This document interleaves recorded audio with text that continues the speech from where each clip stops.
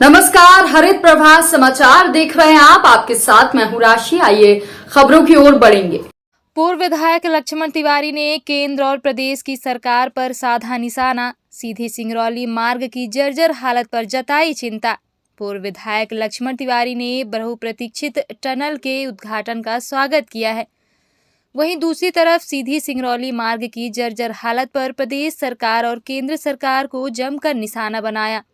इस दौरान उन्होंने कहा कि रीवा सीधी मार्ग के बीच में जो मोहनिया घाटी पर टनल का निर्माण हुआ है, हम स्वागत करते हैं, लेकिन दुर्भाग्य की बात यह है कि सिंगरौली मार्ग जो ऊर्जाधानी है, गड्ढे में सड़क दिखाई देता है।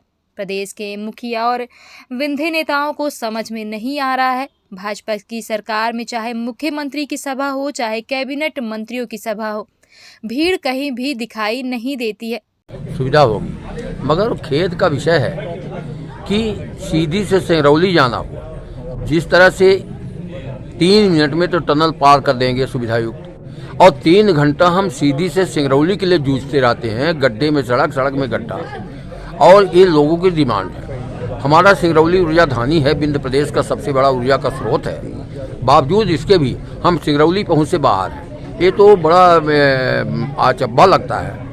जहाँ तक मंत्रियों का, मुख्यमंत्रियों का ये जब 2023 लगने वाला है, मैं शिवराज सिंह जी को एक सलाह दूंगा, क्योंकि मेरे बड़े संबंध अच्छे हैं। इस नाते मैं सलाह दे रहा हूँ कि शिवराज सिंह जी 400 बसों का परमानेंट हायर कर दो, या 400 बसें खरीद लो मध्य प्रदेश की सरकार से कर्जे के पैसे से, और वो परमानेंट रैली करती रहे जहाँ भी, क्योंकि रैलियों में लोग तो जाते नहीं हैं, वाहन रैली हो रही है।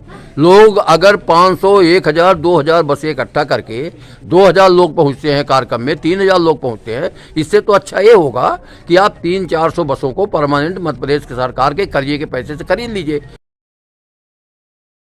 और परमानेंट रैली करती रहे, ताकि बस मालिकों को भी आए दिन जो ये चल रहा है और उनका भुगतान नहीं होता, कई बार परेशानी होती, कई बार एक्सीडेंट होते हैं और हर रैलियों में एक आध आदमी स्वाहा हो जाता है, तो ये सब अच्छा हो जाएगा। ये मेरी सलाह है। दूसरा, मैं विंध्य प्रदेश के लिए मैं एक निवेदन करना चाहता हूँ जनता से कि अब इनके धोखे में, इनके झांसे में न पड़ना। गुजरात चुनाव में वहाँ इस तरह से रोया प्रधानमंत्री से लेके, गृह मंत्री से लेके पूरे देश, भारत सरकार की पूरी कैबिनेट, भारत सरकार का पूरा पैसा, कह रहे गुजरातियों का शान की बात है, गुजरातियों की भाषा का शान है, गुजरातियों के भी। अरे आपके सर पर दिल्ली में एमडीसी का जो चुनाव हुआ और उसने साबित कर दिया कि आप कुछ भी नहीं हैं, आप खाली खोखा हैं, चले हुए तले आप खोखे हैं। और पूरे देश में जो उपचुनाव हुए हैं उसमें एक सीट भी भाजपा को नहीं आई। 2,80,000 से डिम्पल जीत रही है, जिसको आप कहते हैं सफाया हो गया। बिहार में आप एक सीट नहीं पाए, आप वहीं उपचुनाव जितने उसमें एक सीट नहीं पाए, और आप हिमाचल में आप का सुपड़ा साफ हो गया। तो ये तो आपको समझना पड़ेगा। और मैं जनता से अपील करूंगा कि अब इनके झांसे में अगर आए आप और लगातार आप इनके झांसे में चलते रहे, तो जो ठेकेदार हैं गौची ओढ़ के